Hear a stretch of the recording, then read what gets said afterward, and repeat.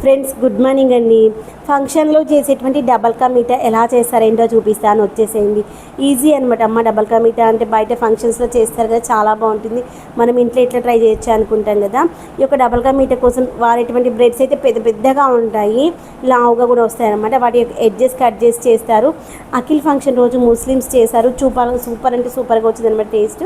వాటిని ఆయిల్లో ఫ్రై చేసి ముక్కలు ముక్కలు కట్ చేసి అవన్నీ పక్కన పెట్టేసుకున్నాక, ఏంటి మన ప్యాకెట్ పాలు అయితే వాడరంట.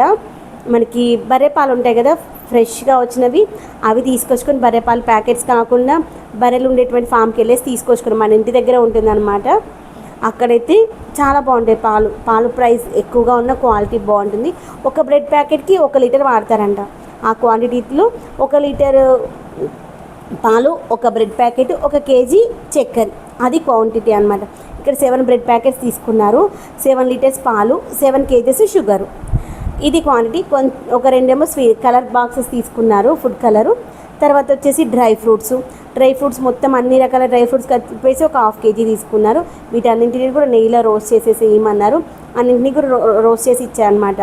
పిస్తాలు, తర్వాత వచ్చేసి రకరకాల డ్రై ఫ్రూట్స్ అయితే ఇచ్చారనమాట. అవన్నిటిని కూడా ఆయిల్లో డీప్ ఫ్రై చేసి ఇచ్చేసాను. తర్వాత అక్కడ పాలు వేసేసి, పాలు మంచిగా మరిగిన తర్వాత దాంట్లో ఫుడ్ కలర్ వేసి, తర్వాత చక్కెర కూడా వేశారు కదా.